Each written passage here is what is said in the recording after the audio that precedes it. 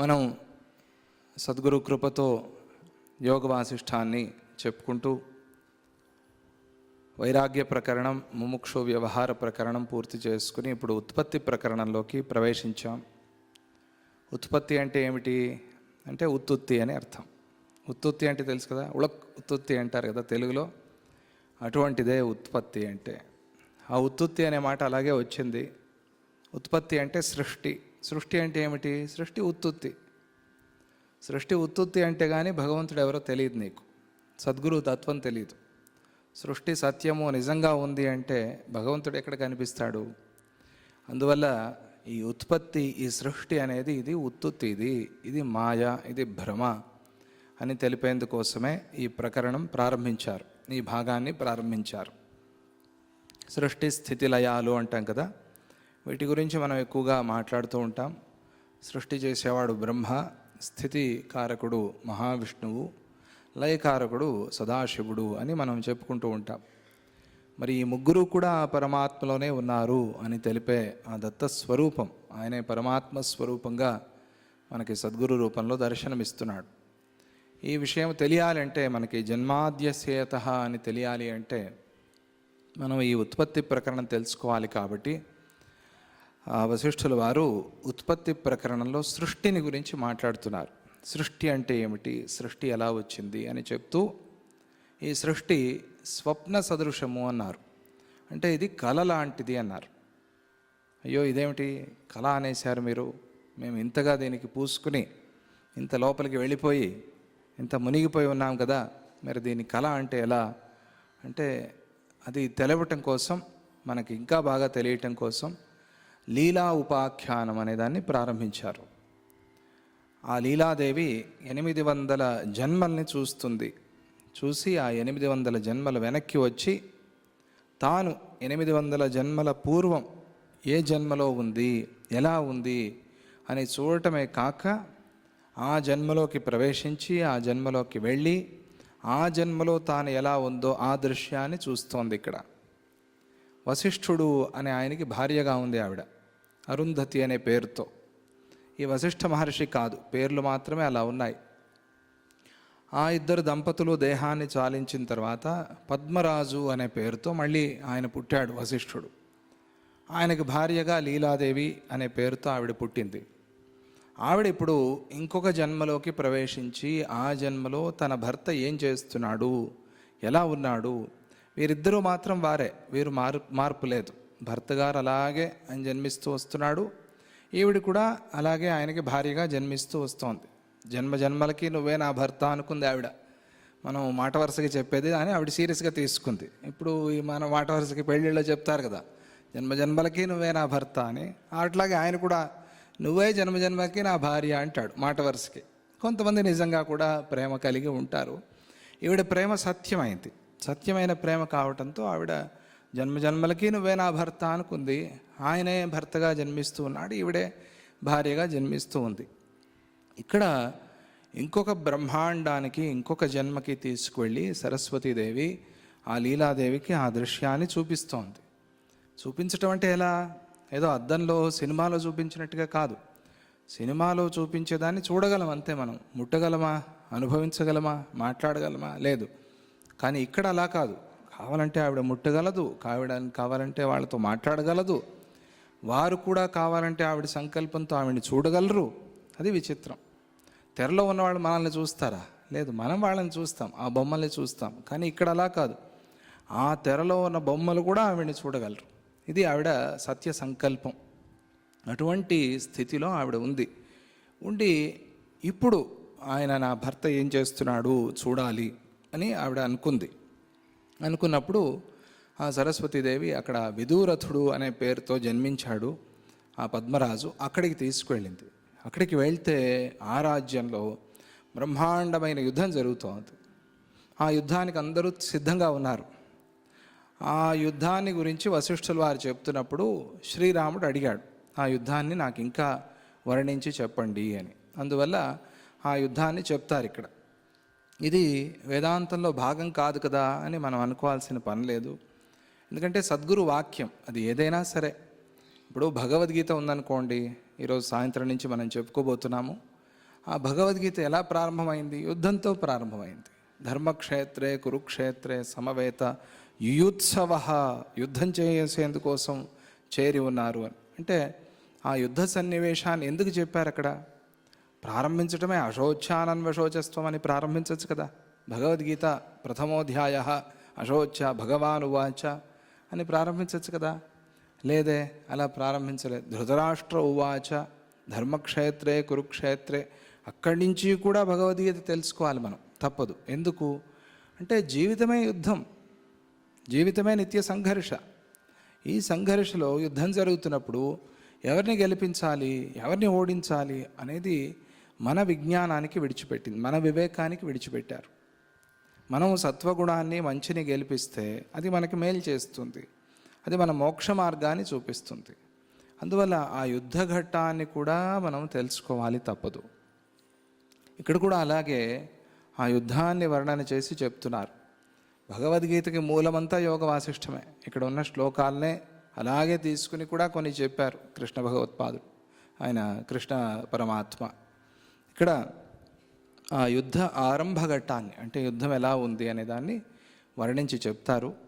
ఇది వేదాంత విషయం కాకపోయినప్పటికీ కూడా కావ్య సౌందర్యం చాలా బాగుంది కాబట్టి, అక్కడ వర్ణన చాలా అద్భుతంగా ఉంది కాబట్టి దాన్ని మనం కొద్దిసేపు విందాము. వశిష్ఠులు వారు చెప్తున్నారు, అథ వీరవరోత్కంఠ నృత్యదప్సరసి స్థిత లీలావలోకయామాస వ్యోమ్ని విద్యాన్ వితావనౌ. వశిష్ఠులు వారు ఆ యుద్ధాన్ని వర్ణిస్తూ చెప్తూ, ఎదురు వెళ్ళి స్వర్గానికి స్వాగతించి వీరులతో కలిసి ఆనందించాలి అనే ఆశతో అప్సరసలు నృత్యం చేస్తూ ఉండటాన్ని ఆకాశమండలంలో ఉన్న లీలాదేవి సరస్వతీదేవితో కలిసి చూసింది. వీళ్ళు సూక్ష్మ రూపంలో ఉన్నారు, మానసిక మనశ్శరీరాన్ని ధారణ చేసి ఉన్నారు. వీరు భూమిని చూడగలరు, ఆకాశాన్ని చూడగలరు, పంచభూతాల్లో జరిగే వాటిని కూడా చూడగలరు. ఆకాశంలో సుసూక్ష్మంగా ఉన్న దేవతలు, అప్సరసులు అందరూ వీళ్ళకి కనిపిస్తున్నారు, మనకు కనిపించరు. తథాస్తు దేవతలు ఉంటారు అంటారు, ఎక్కడున్నారు వాళ్ళు? తథాస్తు అన్నారు, ఏం వినిపించిందా అంటే వాళ్ళు సూక్ష్మంగా ఉన్నారు. అందువల్ల జాగ్రత్తగా ఉండాలి. ఎక్కడ లేడు భగవంతుడు? అంతటా ఉన్నాడు. అంతటా ఉన్నాడు కాబట్టి నీ జాగ్రత్తలో నువ్వు ఉండు. నీకు కనిపించినంత మాత్రాన ఆయన లేడు అనలేవు కదా. అలా వీళ్ళు మనశ్శరీరాన్ని ధరించి ఉన్నారు కాబట్టి వీరికి ఆకాశంలో ఉన్న ఆ అప్సరసులు, దేవతలు కూడా కనిపించారు. ఎలా ఉన్నారు అప్సరసులు అంటే, ఎవరైతే ధర్మయుద్ధం చేసి శూరులై తిరిగి వస్తారో ఆ స్వర్గలోకానికి, వారిని ఆహ్వానం చేయాలి అని ఎదురు చూస్తూ ఉన్నారట అప్సరసులు, పూలమాలలు పెట్టుకుని. అంటే వారికి స్వర్గమే దొరుకుతుంది అని. ధర్మయుద్ధం చేసిన వాళ్ళకి స్వర్గప్రాప్తి అని, అధర్మయుద్ధం చేసిన వాళ్ళకి నరకము అని. అంటే ఒక లోకం అనుకుంటే స్వర్గం, లేదా రాబోయే జన్మలు అనుకుంటే ఆ జన్మలో ఉత్తమమైన జన్మ వస్తుంది. లేదా అధర్మంగా పోరాడినవాడు, అధర్మం కోసం పోరాడినవాడు, వాడు అధమమైన నీచమైన జన్మల్ని పొంది కష్టాల్ని అనుభవిస్తాడు అని అభిప్రాయం.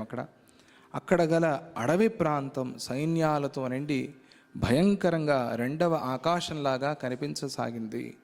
ఒక పెద్ద అడవినే తీసుకున్నారు యుద్ధానికి వాళ్ళు. ఇంకెక్కడ యుద్ధం చేస్తారు? ఎక్కడైనా కొట్టుకోవాలి కదా. కొట్టుకోవాలంటే ఒక స్థలం కావాలి కదా. కృష్ణుడే పోయి వెతికి వచ్చాట ఎక్కడ యుద్ధం చేయాలి అని. దాన్ని మనం సాయంత్రం చెప్పుకుందాం. పెద్ద యుద్ధం అది. అక్షౌహిణీ సేన, లక్షలాది మంది సైనికులు చేరుతారు. వీరందరూ కలిసి ఎక్కడ కొట్టుకోవాలి, ఎక్కడ యుద్ధం చేయాలి? ఏదైనా ఒక స్థలం కావాలి. ఆ స్థలాన్ని ఒక అడవినే తీర్మానం చేశారు వాళ్ళు. పెద్ద అడవి, ఆ అడవిలో యుద్ధం చేస్తున్నారు. ఆ అడవి అంతా భయంకరమైన ఒక రెండవ ఆకాశంలాగా కనిపిస్తోంది అని వర్ణన వాల్మీకి మహర్షి. ఇరువరి సైన్యాలు గొప్ప సముద్రంలాగా చలించిపోతూ బీరాలు పలుకసాగాయి. ఇక్కడ ఇరు వాగులకు అధిపతులైన రాజులు ఉన్నారు. ఇటు అటు యుద్ధానికి సన్నద్ధంగా ఉన్నారు. ఎప్పుడూ రాజులు యుద్ధం చేయరు, సైనికులు, సేనాధిపతులు వీళ్ళే యుద్ధం చేస్తూ ఉంటారు. చివరిలో రాజులు యుద్ధానికి వస్తారు. కొన్ని సందర్భాల్లో రాజులు అలా కూర్చుని యుద్ధం చూస్తూ ఉంటారు కూడా, వాళ్ళ మీద ఆయుధాలు ప్రయోగించరు. అది ధర్మయుద్ధం. వాళ్ళు ఖాళీగా ఉన్నారు కదా, ఒక అస్త్రం వేద్దాం అని ఎవరు అనుకోరు. అది ధర్మయుద్ధం. వాళ్ళు యుద్ధం ప్రకటించినప్పుడే ఎవరితో యుద్ధం చేస్తాను అంటే వాళ్ళతో మాత్రమే యుద్ధం చేస్తారు వాళ్ళు. అది ధర్మయుద్ధం. ఏదో వెనకాల నుంచి పొడి చేసి వచ్చేద్దాం అని ఎవరు అనుకోరు. అలా అనుకుంటే అది ధర్మయుద్ధం కాదు. వాళ్ళు ఆ రాజులు అక్కడ కూర్చొని చూస్తూ ఉన్నారు. అక్కడ యుద్ధవేషం వేసుకుని కవచాలను ధరించిన సైనికులు మండిపోతున్న నిప్పులలాగా కనిపిస్తూ ఉన్నారు. కిందటి జాము, ఒక జామ్ అంటే 7:30 గడియల కాలం సమయంలో శస్త్రాల చేత తగిలిన దెబ్బలను కొంతమంది తీవ్రమైన దృష్టితో చూసుకుంటూ ఉన్నారు. కొంతమంది కత్తి దెబ్బలతో ఖడ్గధారలను, జలధారలాగా ఓడుతున్న రక్తాన్ని ఓర్చుకుంటూ ఉన్నారు. అక్కడక్కడ గొడ్డలి మొదలైన ఆయుధాలు పడి ఉన్నాయి. అది యుద్ధభూమి వర్ణన, అలాగే ఉంటుంది యుద్ధభూమి అని. సైనికులు భీకరమైన ఆయుధాలను ధరించి ఉన్నారు. ఇది మనకి ఉపయోగం లేదు. ప్రొద్దున లేవగానే ఈ యుద్ధం గురించి మాట్లాడుకోవటం అని అనుకోరాదు. ఇది శ్రీరాముడికి రాబోయే కాలంలో ఉపయోగపడుతుంది. ఆయన మహావీరుడు కదా, ఆయన పేరే మహావీర అని. ఆయన యుద్ధం చేయాలి, తప్పదు. ఎందుకోసం యుద్ధం చేయాలి అంటే రావణ సంహారం కోసమే అవతరించాడు కాబట్టి. ఈ చిన్న చిన్న యుద్ధాలే ఇలా ఉంటే రావణాసురుడితో చేసే యుద్ధం అది ఎట్లా ఉండబోతుంది? అమ్మో, ఇప్పుడు ఇవన్నీ తెలుసుకుంటే కానీ అప్పుడు ఆయన యుద్ధం చేయలేడు. అంతేకాదు, యోగవాసిష్టం అవ్వంగానే బయలుదేరాలి ఆయన యుద్ధానికి. ఎక్కడికి వెళ్తాడు? విశ్వామిత్రుడితో పాటుగా యాగ సంరక్షణ కోసం వెళ్తాడు. అది యుద్ధం. రామాయణంలో రాముడు చేసిన మొదటి యుద్ధం ఏదండి? ఏది? యాగ సంరక్షణ యుద్ధం, ధర్మయుద్ధం. అది యాగాన్ని కాపాడేందుకోసం ఒక సాధువు కూర్చుని ఆయన పని ఆయన చేసుకుంటూ, ఆయన తపస్సు ఆయన చేసుకుంటూ, ఆయన ఏదో సిద్ధుల కోసం ఆయన హోమం ఆయన చేసుకుంటూ ఉంటే ఏ కారణము లేకుండా, ఏ శత్రుత్వము లేకుండా, ఏ వైరము లేకుండా ఆ సత్కర్మ మీద కోపంతో వచ్చి మాంసం పోయటము, రక్తం పోయటము, అక్కడ ఉన్న ఆ ఋషుల్ని హింసించటము, యాగశాల తగలబెట్టడము, ఇవన్నీ చేస్తున్నారు. ఇది వినాకారణం, ఏ కారణము లేకుండా, ఏ వైరము లేకుండా, ఏ శత్రుత్వము లేకుండా. వీళ్ళ దగ్గర రాజ్యాలు లేవు, పాడలేవు. వీళ్ళని ఎందుకు కొట్టాలి? సాధువుల్ని. ఇటువంటి సాధువుల్ని హింసిస్తున్న రాక్షసుల్ని సంహారం చేశాడు మొదటి యుద్ధంలో శ్రీరాముడు. అందుకే అది ధర్మయుద్ధం అయింది. అటువంటి యుద్ధం ఈయన చేయాల్సి ఉంది. అందుకని కూడా ఇక్కడ సద్గురువు అన్నీ నేర్పాలి కదా శిష్యుడికి, అన్నీ తెలిసి ఉండాలి. అది అటువంటి శిష్యుడికి, శ్రీరాముడికి. అందువల్ల ఆ యుద్ధాన్ని ఇలా వర్ణించి చెప్తున్నారు. ఇవన్నీ వింటాడు శ్రీరాముడు. ఓహో, ఇప్పటివరకు ఆయన రణరంగానికి వెళ్ళింది లేదు, ఏదో అభ్యాసం చేశాడంతే. ఏదో బొమ్మ పెట్టుకుని ఆ షూటింగ్ ప్రాక్టీస్ చేసినట్టుగా, ఆర్చరీ ప్రాక్టీస్ చేసినట్టుగా చేశాడంతే. ఇప్పటివరకు ఎవరి మీద ఏ బాణము ప్రయోగించలా, ఎవరిని హింసించలేదు ఆయన. కానీ రేపటి రోజు ఏదైనా రక్తం కనిపించి ఆయన కళ్ళు తిరిగి పడిపోతే శ్రీరాముడు యుద్ధంలోకి వెళ్ళి కథ ఏం కావాలి? అందువల్ల ఇవన్నీ వర్ణించి ఆయన్ని ఇప్పటి నుంచే తయారు చేస్తున్నారని కూడా మనం అనుకోవచ్చు. అందుకనే అంత భీకరమైన వర్ణన అక్కడ. ఆ యుద్ధాన్ని, ఆ యుద్ధభూమిని వర్ణిస్తూ గరుత్మత్పక్ష విక్షుబ్ధ వన సంపాత కంపితం ఉద్యద్దిన కరాలోక చంచత్ కనక కంటకం. గరుత్మంతుడు రెక్కలు వేచడంతో చెలింప చేయబడ్డ అడవిలాగా ఆ రణరంగం కనిపిస్తోంది. చిన్న చిన్న పక్షులు శుకవనానికి వెళ్ళినప్పుడు మకావు పక్షులు ఉన్నాయి. అవి ఒకసారి ఇలా వీచాయనుకోండి, మన వస్త్రాలని కదిలిపోతాయి, అంత గాలి. మరి గరుత్మంతుడు అంటే ఎవరు? శ్రీ మహావిష్ణువునే మోసుకుని తిరిగేవాడు. ఆయన వీస్తే ఎలా ఉండాలి? అలా ఉందిట అది. ఆ రణరంగం, అక్కడ ఉన్న గాలి, ఆ హోరు గాలి ఎట్లా ఉంది అంటే గరుత్మంతుడు వీస్తే చలించిపోయే అడవిలాగా అటు ఇటు ఇటు అటు కదిలిపోతోంది ఆ యుద్ధరంగం. అలా ఉంది, అది వర్ణన అంటే. అక్కడ ఉదయభానుడి కాంతులలాగా బంగారు కవచాల కాంతులు మెరిసిపోతూ ఉన్నాయి. యోధులు ఒకరినొకరు కోపంగా చూసుకుంటూ బాణాలు ప్రయోగిస్తూ ఉన్నారు. మరికొంతమంది కోపంతో కూడిన ఎర్రని నేత్రాలతో బొమ్మలలాగా నిలబడి ఉన్నారు. ఇరు సైన్యం వారు గిరిగీసుకున్న గీతను మాత్రం దాటి యుద్ధం చేయటం లేదు. అది చాలా ముఖ్యమైనది. ఒక గీత, ఇలాగే యుద్ధం చేయాలి, ఎవరికి వెన్నుపోటు పొడవరాదు, ఎదురుగా వస్తూ యుద్ధం చేస్తేనే చేయాలి, ఇలా ఒక గీత గీసుకున్నారు. ఆ గీతలోనే యుద్ధం చేస్తున్నారు. మాంత్రికుడు గీసిన గీతను పాములు దాటని విధంగా వారు యుద్ధ మర్యాదను దాటి యుద్ధం చేయటం లేదు, ఆ మర్యాదలోనే యుద్ధం చేస్తున్నారు. 4 దిక్కులలోనూ సైనికులు చేసే ఝంకారాలు, చెలరేగి నిండిపోవటంతో ఒకరి మాటలు మరొకరికి వినిపించటం లేదు. అటు కొట్టు, ఇటు యుద్ధం చేయి, అటు వెళ్ళు, ఇవేవి ఎవరికి వినిపించటం లేదు. అంతా కోలాహలంగా ఉంది. రాజాజ్ఞ కన్నా పూర్వమే దుందుభులు మ్రోగకూడదు అనే నీతిని పాటించే ఇరుపక్షాల వీరులు కూడా తమ తమ స్థానాలను తీర్మానించుకుని ఉన్నారు. యుద్ధం ప్రారంభం కావాలంటే ఒక ధ్వని, యుద్ధం ఆగిపోవాలంటే ఒక ధ్వని, వారు డిక్లేర్ చేయాలంటే ఒక శబ్దం, లేదా సీజ్ ఫైర్ అంటే దానికి ఒక ధ్వని. ఇలా రకరకాలుగా గుర్తులు పెట్టుకున్నారు. వాళ్ళందరూ సిద్ధంగా ఉన్నారు రాజాజ్ఞ కోసం. ఆపాలి అంటే ఆపేందుకోసం కొట్టాల్సిన ఆ ధ్వనులు వాళ్ళు చేస్తారు. లేదా ఇంకా ఘోరంగా జరగాలి అంటే దానికి వేరే రకంగా. ఇలా గుర్తులు పెట్టుకున్న వాళ్ళందరూ కూడా వాళ్ళ వాళ్ళ స్థానాలు తీర్మానించుకుని ఉన్నారు. అందువల్ల దుందుభి ధ్వని శాంతించి ఉంది. ఆ దుందుభులను మ్రోగించేందుకు ఇరుపక్షాల వారు సిద్ధంగా ఉన్నారు. సేనానాయకులు బలవంతులను ముందుగా నిలబెట్టుకుని ఉన్నారు. తరువాత బలహీనులు, ఆ తరువాత వారికన్నా బలహీనులు, ఇలా వరుసలో నిలబెట్టారు. బలహీనుండే ముందు తోయటం, నువ్వు వెళ్ళరా, యుద్ధం చేయరా, నువ్వు పోయిన తర్వాత అప్పుడు చూసుకుందాంలే, అది ఈ కాలంలో జరిగే యుద్ధం. అలా కాదు. ఆ కాలంలో నిజమైన శూరుడు అంటే ఎవరు ధైర్యంగా యుద్ధానికి ముందుకు వెళ్తాడో వాడు నిజమైన శూరుడు. అలా వాళ్ళందరూ ముందుకు వెళ్ళి, పాపం చేతకాని వాళ్ళు ఇప్పుడే వచ్చి చేరారు వీళ్ళు ఆర్మీలో, వాళ్ళని వెనకాల, వాళ్ళకన్నా ఇంకా బలహీనులు వాళ్ళని ఇంకా వెనక అలా నిలబెట్టి యుద్ధం చేస్తున్నారు. క్రమబద్ధంగా యుద్ధం చేస్తున్నారు. ప్రళయకాలంలోని వాయువు సముద్రాన్ని 2 భాగాలుగా చేసినట్లుగా ఇరు సేనల మధ్యలోనూ కొంత ప్రదేశము వారధిలాగా ఉండి భయాన్ని కలిగిస్తోంది. పరస్పర సుసంఘట్ట కటు టంకార కంటకం వీరయోధ ముఖాదగ్ధ భీరు ప్రేప్సిత కోటరం మిథ సంస్థానకాలోక మాత్రా సందిగ్ధ జీవితం సమస్తాంగరుహాసక్త ప్రాంశు వృద్ధేభ మానవం. ఇది ఏ ఏ సందర్భానికి ఎటువంటి పదాలు ప్రయోగించాలో, ఎటువంటి ప్రయోగాన్ని చేయాలో, ఎటువంటి సమాసాలని వాడాలో బాగా తెలుసు వాల్మీకి మహర్షికి. అందుకోసం ఒక ఉదాహరణ కోసం ఆ శ్లోకాన్ని చెప్పాను. ఇదే ఆయన ఏదైనా ఒక శాంతరసాన్ని చెప్తున్నప్పుడు ఈ పదాలు ఏవి వాడరు. ఇక్కడ ఈ కంఠస్థానీయాలైన అక్షరాలని వాడటము, మహాప్రాణాలని ఎక్కువగా వాడటము, ఇది చాలా ఒక గొప్ప ఆయన ప్రజ్ఞ వాల్మీకి మహర్షిది. యుద్ధాన్ని వర్ణిస్తున్నారు కాబట్టి ఆ శ్లోకాలు కూడా అలాగే ఉంటాయి, టక టక టక టక టక ఉంటాయి. అందుకనే అది తెలియటం కోసం ఆ శ్లోకాన్ని చెప్పాను. అతి ఘోరంగా జరగబోతున్న యుద్ధాన్ని చూసి ఇరుపక్షాల రాజులు చింతాక్రాంతులైపోయారు. ఇంకా ఇది ఇప్పుడే ప్రారంభమైంది, ఇంకా జరగాల్సిన యుద్ధం చాలా ఉంది. అందుకనే దాన్ని ఊహించుకుని వాళ్ళు చాలా బాధపడుతూ ఉన్నారు. పిరికి వాళ్ళ గుండెలు కప్పల కంఠంలాగా కదిలిపోతూ ఉన్నాయి, ధ్వని చేస్తున్నాయి. కప్పలు బకబక బకబక అంటూ ఉంటాయి కదా, వర్షం ఘోరంగా వస్తుందేమో, వర్షం రాలేదు అనే బాధతో. అలా ఆ పిరికి వాళ్ళ గుండెలు కదిలిపోతున్నాయి.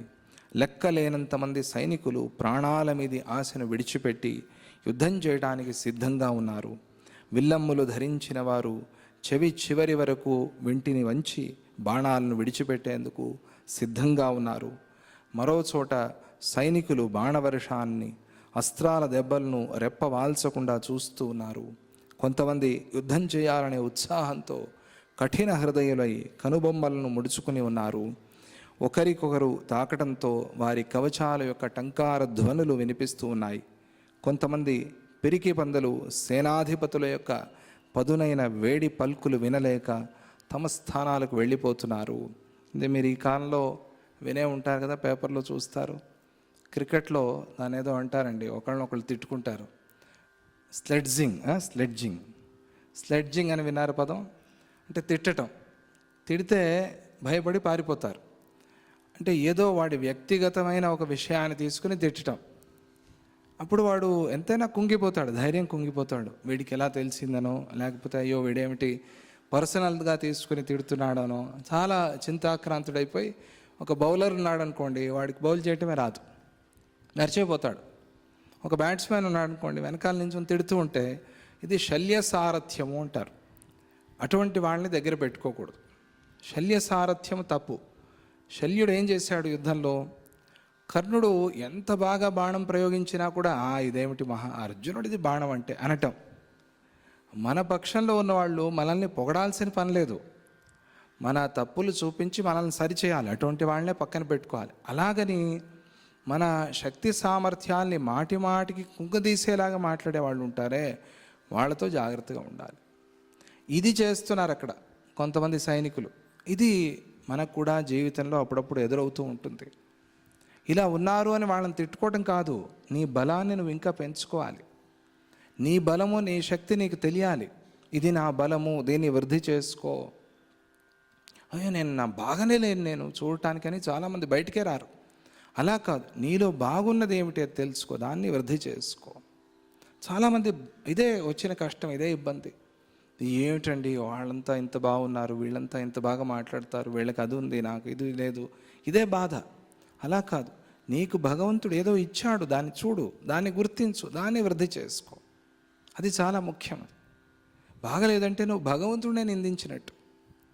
బాగలేదు, నాకు ఇచ్చిన శరీరం బాగలేదు, లేకపోతే నేను మంచివాడిని కాదు, నేను మంచిదాన్ని కాదు, నేను పనికిరానని నువ్వు అనుకుంటే అది ఆత్మవిమర్శ మంచిదే. కానీ తిట్టుకుంటూ ఉంటే ఎప్పుడు అది భగవంతుడిని తిట్టినట్టు అవుతుంది. ఎందుకంటే ఆయన ఇచ్చిన సృష్టి, ఆయన ఇచ్చిన శరీరం కదా. అందువల్ల ఏది బాగుందో దాన్ని చూసుకో. ఎందుకంటే ఇటువంటి వాళ్ళు చుట్టూ ఉంటారు, నీ చుట్టూ నేను తిడుతూ ఉంటారు, నీ శక్తి బయటికి రాకుండా చేస్తారు. తప్పదు. ఎందుకు ఇలా ప్రపంచం, నువ్వు అడిగే నీకు ఆ అధికారమే లేదు. ప్రపంచం అంతే, అది మాయ. అది దాన్ని నువ్వు నీ మాయని నీ జ్ఞానంతో గెలవాలి, నీ శక్తితో గెలవాలి, సద్గురు కృపతో గెలవాలి. అది వీళ్ళు ఇక్కడ చేస్తున్నారు. అది ప్రత్యేకంగా చెప్పారు. మాటలే తూటాలైతే గుండెలు పేలిపోతాయి. మాటలు తూటాలు లాంటి మాటలు మాట్లాడతారు ఉంటారు. అవి విని పారిపోతున్నారు కొంతమంది సైనికులు. అవి వినలేక పారిపోతున్నారు. అది చెడు మాటలు కావచ్చు, లేదా మనలో ఉన్న లోపాన్ని చూపించేది కావచ్చు, లేదా లేని లోపాన్ని మనకి ఆరోపించి చెప్పే మాటలు కావచ్చు. ఇటువంటివి చాలా ఉంటాయి ప్రపంచంలో. అవన్నీ పట్టించుకోరాదు. మన దృష్టి కేంద్రీకృతం అవ్వాలి. ఏకాగ్రంగా ఉంటే ఇవన్నీ మనల్ని ఏమి చేయలేవు. ఇది ఉదాహరణ, మీకు స్లెడ్జింగ్ అనేది ఉదాహరణగా చెప్పాను. చాలామంది చెప్పారు ఆ రోజు అట్లా మమ్మల్ని తిట్టారు కాబట్టి మేము కాన్సన్ట్రేషన్ పోయింది అని. అది చాలా బ్యాలెన్స్డ్గా ఉంటే వాళ్ళనే మాటలకి కోపమే రాదు. మనకి కోపం రాకుండా అప్పుడు ఏం చేస్తాడు, వాడు బాగా తిట్టి వెళ్ళాడు అనుకోండి, బౌన్సర్ వేశాడు ఒకటి. ఉదాహరణకి చెప్తున్నాను నేను, నాకు క్రికెట్ అంటే కొంచెం అభిమానం అందుకుని కూడా చెప్తున్నాను, అది వేరే విషయం, అది రహస్యం. అది వాడు ఒక బౌన్సర్ వేశాడు, వేస్తే వీడు కోప్పడి ఊహా అని ఎగిరి నెక్స్ట్ బాల్ బౌల్డ్ అయిపోతాడు. ఏమిటి ప్రయోజనం దీనివల్ల? అదే చాలా బ్యాలెన్స్డ్గా నిభాయించుకుని ఉన్నాడు అనుకోండి, వాడు బౌన్సర్ వేస్తే ఓకే ఏమి మాట్లాడు, నెక్స్ట్ బాల్ ఏం చేస్తాడు, సిక్సర్ కొడతాడు. వాడికి అర్థమవుతుంది. వాడికి నువ్వు బుద్ధి నేర్పించాలి. అట్లా కానీ నువ్వు తిరగబడి ఏమిటి ప్రయోజనం దానివల్ల? ఇక్కడ అట్లా అయింది. వాళ్ళు కొంతమంది సైనికులు తిట్టడం, ఆ తిట్లు తట్టుకోలేక వీళ్ళు పారిపోవటం, ఇది జరుగుతోంది అక్కడ యుద్ధంలో. బలహీనులైన సైనికులు యుద్ధభూమిని చూసి తమ ప్రాణాలు దక్కుతాయో లేదో అని సందేహిస్తూ ఉన్నారు. ఇంకా యుద్ధమే ప్రారంభం కాలేదు, వాళ్ళు వెళ్ళనే లేదు అసలు. దూరం నుంచి యుద్ధభూమిని చూసి పారిపోతున్నారు. అరే దిగితే కదా లోతెంత తెలిసేది, దిగితే కదా చలా వేడా తెలిసేది. దిగకుండానే భయపడతారు కొంతమంది. అలా ఉన్నారు కొంతమంది. శరీరానికి దుమ్మంటుకుని మనుష్యులు, ఏనుగులు బాగా లావెక్కినట్టుగా ఉన్నారు. అంటే ఇది ఒక అద్భుతమైన వర్ణన. అక్కడ కొంతమంది ప్రాణాలు విడిచి పడిపోయి ఉన్నారు, కొంతమంది యుద్ధం చేస్తున్నారు. వీళ్ళకి దుమ్ము ఎంత అంటుకుంది అంటే వీళ్ళు లావైపోయారేమో అన్నట్టుగా కనిపిస్తున్నారట. ఇది ఎంత వర్ణన చూడండి. మొదటి 3 గంటల కాలంలో జరగబోయే యుద్ధాన్ని చూడాలనే కోరికతో వీరులు నిశ్చేష్టులై నిలబడి ఉండటం వల్ల ఆ రణరంగం నిద్రిస్తున్న పురంలాగా కనిపించింది. శంఖ తూర్య దుందుభిధ్వనులు ఆగిపోయాయి. దుమ్ము భూమ్యాకాశాలంతటా నిండుకుని మేఘంలాగా కనిపిస్తోంది. పిరికి పందులు తమ సేనాధిపతులను విడిచిపెట్టి పరిగెత్తుతున్నారు. మత్స్య మకర వ్యూహాలను పన్ని యుద్ధం చేస్తున్న ఆ ప్రదేశం సముద్రంలాగా ఉంది. జెండాలు రెపరెపలాడుతూ పైకి లేచి ఆ సముద్రాన్ని కనిపించనీయకుండా చేస్తూ ఉన్నాయి. ఏనుగులు తొండాలు పైకెత్తి ఘీంకరిస్తూ ఆకాశాన్ని అరణ్యంలాగా చేస్తున్నాయి. తరువాత ఆయుధాలు పైకి ఎగిరి తళతళా మెరుస్తూ వాటికి రెక్కలు ఉన్నాయా అన్నట్లుగా కనిపిస్తూ ఉన్నది. ఈలోగా ఆ యుద్ధభూమి శంఖాలు భేరుల యొక్క ఘోరమైన ధ్వనులతో నిండిపోయింది. చక్ర వ్యూహకరాక్రాంత దుర్వృత్త సురభాసురం గరుడ వ్యూహ సంరంభ విద్రవన్నాగ సంచయం. చక్రవ్యూహాన్ని పన్ని దేవతలు రాక్షసులను సంహరించినట్లుగా ఒక పక్షం వారు మరో పక్షం వారిని సంహరించసాగారు. ఇంకొక చోట గరుడ వ్యూహాన్ని పన్ని పాములను పరిగెత్తించే విధంగా ఏనుగులను పారిపోయేటట్లుగా తరమసాగారు. ఇంకొక ప్రదేశంలో సైనికులు శేన వ్యూహాన్ని పన్ని కోలాహలం చేస్తూ ఉన్నారు. మరో చోట యోధులు జబ్బలు చెరుచుకుంటూ యుద్ధరంగంలోకి ప్రవేశిస్తూ ఉన్నారు. నానావిధ వ్యూహాల నుండి తప్పించుకున్న వీరులు కోలాహలం చేస్తున్నారు. ఈ వ్యూహాలవన్నీ భారతంలో వస్తాయి, మహాభారతంలో. చక్రవ్యూహము, పద్మవ్యూహము, గరుడ వ్యూహము, శేన వ్యూహము. ఓహ్, ఆ వ్యూహాలు పన్నారంటే అంతే, ఇంకా దాని నుంచి బయటికి రాలేరు. అభిమన్యుడికి ఆ వ్యూహాన్ని పన్నినా కూడా ఏమీ చేయలేకపోయారు. అప్పుడు అధర్మ యుద్ధం చేశారు. యుద్ధం చేసి వెనకాల నుంచి పోటు పొడిచారు పాపం. ఇదే కారణం, కృష్ణ పరమాత్మ దుర్యోధనాది ఆ కౌరవుల్ని సంహారం చేయండి అని చెప్పేందుకు ఇదే కారణం. కర్ణుని కొట్టు పర్వాలేదు అన్నందుకు ఇదే కారణం. అభిమన్యుని ఆ రకంగా సంహారం చేయటం. అధర్మమైన యుద్ధం చేస్తున్నారు వాళ్ళు, వాళ్ళని ఇంకెలా యుద్ధం చేసి సంహారం చేస్తావు? తప్పదు. అందువల్ల కర్ణుడు చక్రం భూమిలోకి ఇరుక్కుపోయింది, దాన్ని బయటికి తీసే ప్రయత్నంలో ఉన్నాడు. శస్త్రాలను విడిచిపెట్టి ఉన్నాడు, ఏకాకి అయి ఉన్నాడు, నిస్సహాయుడై ఉన్నాడు, రథరక్షకుడు లేకుండా ఉన్నాడు, అంగరక్షకుడు లేకుండా ఉన్నాడు. అయినా పర్వాలేదు కర్ణుని కొట్టు అన్నాడు. ఏమిటిది? కృష్ణ పరమాత్మ ఇలా చేయొచ్చా అంటే, లేకపోతే వాడిని కొట్టలేవు నువ్వు, వాడికి తర్వాత సంహారం అనేదే లేదు, వాడొక్కడు మిగిలినా కూడా యుద్ధం పూర్తి కానట్టే లెక్క. అందువల్ల తప్పదు, నువ్వు ఆ ధర్మయుద్ధంలో కళ్ళు మూసుకునైనా సరే ఆ కర్ణుడిని సంహారం చేయి అని అర్జునుడికి చెప్పాడు. అదే కారణం. ఎందుకంటే ఆ వ్యూహాలు అలా ఉంటాయి, వాళ్ళు పన్నే వ్యూహాలు చాలా భయంకరమైనవి. వాటన్నిటినీ కూడా మరణించి చెప్తారు. అటువంటి వ్యూహాలు పన్ని వారు అక్కడ సంహారం చేస్తున్నారు అందరినీ అని. మరో ప్రదేశంలో యోధులు ముద్గరాలను పట్టుకుని చేతులతో త్రిప్పుతూ ఉన్నారు. శ్యామాస్త్ర కాంతి పుంజాలనే మేఘాలలో సూర్యుడు కూడా నల్లబడిపోయాడా అన్నట్టుగా ఉన్నాడు. గాలితో కొట్టబడి గడ్డి నుండి వెలువడే సూత్కృతాలలాగా బాణాల యొక్క ధ్వనులు వినిపిస్తూ ఉన్నాయి. ఆ సైన్యాలు పుష్కరావర్త మేఘాలలాగాను, ప్రళయకాలంలోని వాయువు చేత అల్లకల్లోలం చేయబడిన సముద్రంలాగాను, అప్పుడే కత్తిరించి వేసిన మేరు పర్వత పక్షాలలాగాను, గాలి చేత విడువడిన అంజనాద్రిలాగాను, పాతాళం నుండి వెలువడిన అంధకారంలాగాను, నరకాలను భేదించుకుని పైకి వచ్చిన చక్రవాళ పర్వతాల నాట్యాలలాగాను కనిపిస్తూ ఉన్నాయి. ఆ యుద్ధరంగంలో ప్రయోగించబడుతున్న ఈటే మొదలైన ఆయుధాల కాంతుల సమూహాలనే సముద్రము వెంటనే తన అపారమైన జలరాశితో ప్రవహించి భూమిని ముంచెత్తి అంతా ఒకే ఒక సముద్రంలాగా చేస్తోందా అన్నట్టుగా ఆ దృశ్యం ఉన్నది. అది ఆ యుద్ధ దృశ్యం. లీలాదేవి సరస్వతీదేవితో కలిసి చూస్తూ ఉన్నది అని ఆ ఘట్టాన్ని వర్ణించారు వశిష్ఠ మహర్షి. అప్పుడు శ్రీరాముడు అడుగుతాడు, అయ్యా భగవన్ యుద్ధమేతన్మే సమాసేన మనాగ్వద శృతిరాహ్లాద్యతే శ్రోతు యస్మాదేతాభిరుక్తిభి. భగవన్, ఓ భగవత్ స్వరూపుడైన సద్గురువా, నిన్ను ప్రార్థన చేస్తున్నాను, ఈ యుద్ధాన్ని ఇక్కడితో ఆపద్దు, దీన్ని ఇంకా వర్ణించి చెప్పండి. కొంతమందికి ఆ యుద్ధ వర్ణన వినాలి అని రుచి. ఫైటింగ్ సీన్ లేకపోతే ఎట్లా అని అంటారు, ఒక ఫైట్ అయినా లేకపోతే ఎట్లా. ఎందుకని అంటే అది ఒక రసం. ఆ యుద్ధాన్ని వింటూ ఉంటేనో లేకపోతే ఆ యుద్ధాన్ని చూస్తూ ఉంటేనో దాంట్లో ఒక తృప్తి. అది ఎవరెవరికి ఎలా ఎలా ఉంటుందో సంస్కారం, దాన్ని బట్టి. ఇక్కడ శ్రీరాముడు జన్మతః క్షత్రియుడు, ఆయనకి ఆ యుద్ధాన్ని ఇంకా వినాలి అనిపించింది. పైగా సద్గురువు చెప్తూ ఉంటే అది ఇంకా బాగుంటుంది కదా, ఆయన వర్ణన ఇంకా అద్భుతంగా ఉంటుంది. పైగా ఆయన మాటలన్నీ మనకు అవసరమే, ఇది అవసరం లేదు ఇది అవసరము అనుకునేది కాదు, అన్నీ అవసరమే. ఆయన ఏది చెప్పినా మనకు మంచిదే. అందువల్ల ఈయన చాలా ఉత్సాహంగా యుద్ధాన్ని వర్ణిస్తున్నారు అని శ్రీరాముడు పట్టుకుని భగవన్, ఓ భగవంతుడా, భగవన్ యుద్ధమేతన్మే, యుద్ధాన్ని సమాసేన మనాగ్వద, ఇంకా పూర్తిగా సమగ్రంగా నాకు చెప్పు, సంక్షేపంగా నేను దీన్ని వినాలి అనుకుంటున్నాను, ఇప్పుడే ఆపేయద్దు, ఇంకా చెప్పండి అని ఆయన అడిగాడు. ఆయన అడిగాడు కాబట్టి ఈయన చెప్పాల్సి వచ్చింది. ఇంకా ఇంకా చెప్పండి. ఎందుకు? శృతి రాహ్లాద్యతే, నా చెవులకి చాలా ఆనందంగా ఉంది, చాలా సంతోషంగా ఉంది వింటూ ఉంటే. చెవికి ఆనందం. ఎవరైతే భగవన్నామ సంకీర్తన వింటారో వారి చెవు ఆనందిస్తూ ఉంటుంది అని. అందుకనే కాశీలో ఆ అవసాన కాలంలో చెవి ఇట్లా తిరిగి ఉంటుంది అని. అప్పుడు అన్ని ఇంద్రియాలు పనిచేయటం మెల్లగా మానేస్తూ ఉన్నప్పుడు, చెవి పనిచేస్తూ ఉన్నప్పుడు ఆ చెవిలో విశ్వనాథుడు, ఆయన కాశీ విశ్వేశ్వరుడు వచ్చి రామమంత్రాన్ని ఉపదేశం చేస్తారట. ఉపదేశం చేస్తే అప్పుడు ఆ చెవి దాన్ని చాలా శ్రద్ధగా విని కొద్దిగా ఇలా తిరిగి ఉంటుందిట. అలా దాన్ని పరీక్ష చేసి కూడా చెప్పారు కొంతమంది. కాశీలో శరీరాన్ని విడిచిపెట్టడం అందుకనే చాలా ఉత్తమము అని చెప్తారు.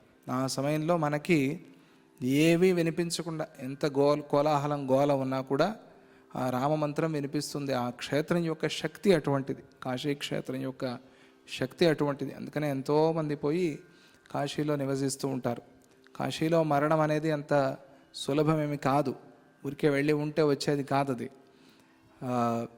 కాశీ కాశీ గంగా సంగత వారణాసి, ఆ కీర్తనలో ఎక్కడైతే ఏ క్షేత్రంలో అయితే శరీరాన్ని విడిచిపెడతాడో మనిషి, ఏ క్షేత్రంలో శరీరాన్ని విడవటంతో ముక్తి వస్తుందో అక్కడ మరణమే ముక్తి, అవిముక్తక క్షేత్రం, అది విశేషం. చాలామంది వెళ్ళి అక్కడ వాసం ఉంటూ ఉంటారు. ఇట్లాగే ఒక ఆమె వెళ్ళి, ఆమెకి 50-60 ఏళ్ళు వచ్చేప్పటికి కాశీలో ఉండాలి అనిపించింది. వెళ్ళి కాశీలో ఉంది. 99 సంవత్సరాలు వచ్చాయి ఆవిడికి. అప్పటి వరకు కాశీ క్షేత్ర సన్యాసం అంటే బయటికి రాదు ఆవిడ, అక్కడే ఉంటుంది. ఆ సీ ఘాట్ 3 కిలోమీటర్లు 5 కిలోమీటర్ల లోపలే, దాని నుంచి బయటికి రాడు. అది క్షేత్ర సన్యాసం. వాళ్ళు వేరే క్షేత్రానికి కూడా పోరు, ఎందుకంటే ఏమో అక్కడికి పోయినప్పుడు వస్తుందేమో.